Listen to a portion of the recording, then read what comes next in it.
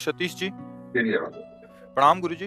गुरुजी, मेरा मन जीव जंतु पशु पंछियों की सेवा में ही ज्यादा लगता है। मैं अपनी कमाई का ज्यादा हिस्सा इसी पुण्य में लगाता हूँ। बहुत अच्छा है। अहंकार रहित होकर सेवा की जाए तो भगवान की ही प्राप्ति हो जाती है, क्योंकि हर पक्षी पशु के रूप में भगवान है।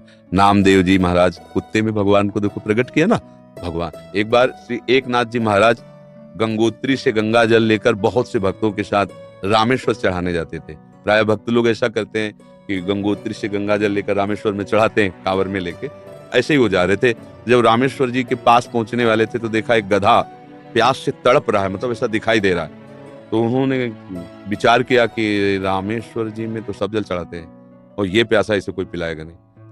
गंगोत्री से लाए थे रामेश्वर जी के लिए, नजदीक गए और गोद में गधे का सर लिया और हर हर महादेव करके पूरी गंगा जली जे ही गंगा जली पिलाया। तो और जो साथी थे सब हंसने लगे, यार मतलब इतनी मेहनत करके वहां से लाए और पास ही आ चुके थे रामेश्वर के, वहां नहीं चढ़ा, गधे को पिला दिया। वो तो रामेश्वर जी गए और वहां रामेश्वर आ गए। गधे को जे ही गंगा जल पिलाया तो भगवान उठ के बैठ गए, बोले मैं ही था, तुम्हारे को देख रहा था कि तुम केवल मूर्ति में ही मुझे समझते हो या सब जीवों में भी मुझे समझते हो। तुम्हारी इस दया से मैं द्रवित होकर यहीं प्रकट हो गया, क्योंकि कण कण शिव है, तुम एक गधे से भी भगवान प्रकट हो गए। तो पशु पक्षियों की सेवा भगवान की सेवा पर अभिमान न करे, भाव ऐसा रखे कि भगवान ने मुझे ये सेवा दी है और सेवा लायक बनाया है बस, और इसका प्रचार प्रसार न करें। प्रचार प्रसार करने से सेवा का जो सुकृत होता है वो नष्ट हो जाता है। जैसे आप यार मित्रों से और बहुतों से कि हम तो ऐसा करते हैं, हम मतलब ये बात जैसे आप संत से या गुरुजनों से कहे तो बात अलग होती है। बस इसके बाद फिर इसे गुप्त अगर कोई कहे भी कि सुना है कि आपने पक्षियों की बहुत सेवा करते हो, अरे हम अपनी ही सेवा नहीं कर पाते पक्षियों की, क्या मतलब उसे हमें दबाना है। हमसे पाप बन जाए तो कह देना है, पुण्य बन जाए तो छुपा लेना है। पर अपने लोग उल्टा करते हैं, पुण्य बनेगा तो पोस्टर छपवा देंगे और पाप बनेगा तो कसम खा लेंगे कि किया ही नहीं है।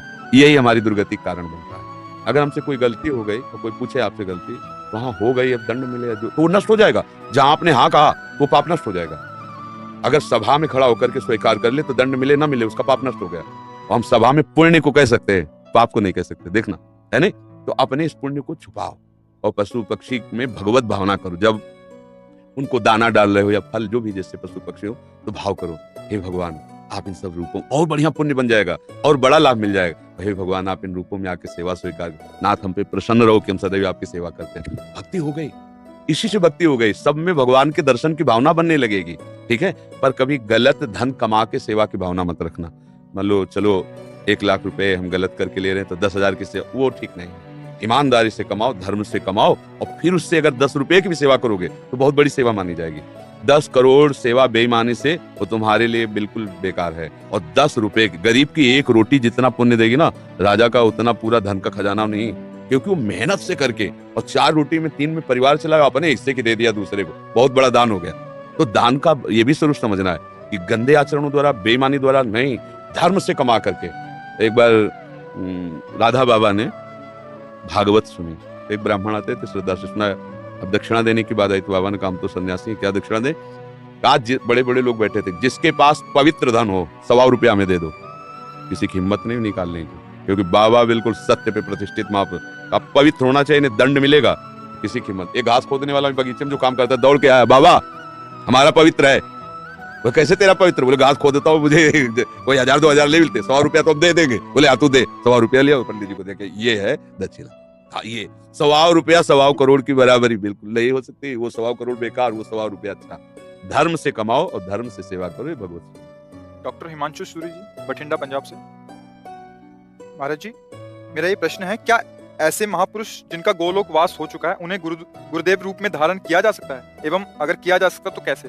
7 वर्ष की आयु से ही संकीर्तन सम्राट स्वामी श्री मुकुंद हरि जी महाराज जी के भाव भजन गा रहा हूँ और उनसे बहुत प्रेरित और उन्हीं को अपना गुरु माना है। उनके वचनों का पालन करो, वो जो आज्ञा किए हैं जीवन में कभी तो बोले ही है ना। हाँ, उनके उपदेश पकड़ लो और जो नाम कीर्तन वो कर रहे थे वही नाम कीर्तन करो, वही नाम जप करो। जो भगवत प्राप्त महापुरुष हैं वो थे, है, रहेंगे, तीनों में बराबर होते हैं। ये भूत भविष्य वर्तमान काल जीव के लिए है, जो ईश स्वरूप होते हैं उनके लिए नहीं। वो थे भी, वो हैं भी और वो रहेंगे भी।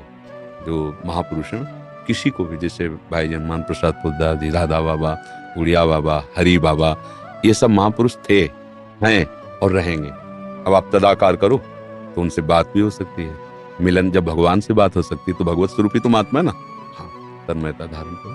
भक्ति उनके भजनों की रिकॉर्डिंग की जैसे हम उपदेश नहीं होते हैं। हाँ, मतलब सब संतों का एक ही कथन है, संसार के चिंतन से अपने चित्त को बचा के भगवान के चिंतन में लगाना। बस बार बार नाम जप करो। जो भी नाम कीर्तन करते हैं ना, वो नाम कीर्तन पकड़ लो, अंदर से जपो और उसी का कीर्तन करो और उनको गुरु मान लो, हो गई बात। समझ रहे? और संतों का संग करते रहो, जिनसे आपका मन मिले, जिनकी बात सुनकर आपको अच्छा लगे और हृदय शीतल हो जाए, उन संतों के वचन प्रगट में सुनते रहो और नाम और गुरु भाव उधर रख लो। मनोज कुमार दिल्ली से। सतगुरुदेव भगवान, आपके चरणों में कोटि कोटि प्रणाम। गुरुदेव भगवान, पराये सभी शिष्य अपने गुरुदेव का मानसिक चिंतन करते हैं, लेकिन गुरुदेव वो परम सौभाग्यशाली शिष्य कौन से लक्षणों से युक्त होता है जो कभी कभी अपने गुरुदेव के चिंतन में भी आ जाता है? जिसका अस्तित्व खत्म हो जाता है, वो कभी कभी नहीं, वो गुरुदेव में ही हो जाता है। जब तक शरीर और शरीर के भोग और शरीर संबंधियों से अपनापन है, तब तक गुरुदेव को हमने माना है। जैसे सांसारिक किसी को हमने पिता माना, माता माना, रिश्ते नाते माने, उसी में एक और नाता मान लिया, गुरु। अब जिसने अपना अस्तित्व अहम में टिका होता है, जिसने अपना अहंकार गुरु जी के चरणों में दे दिया, अब जैसे आपकी आज्ञा वैसा ही हमारा जीवन है। आपका कृपा कटाक्षी हमारा मोक्ष मूलम गुरु कृपा।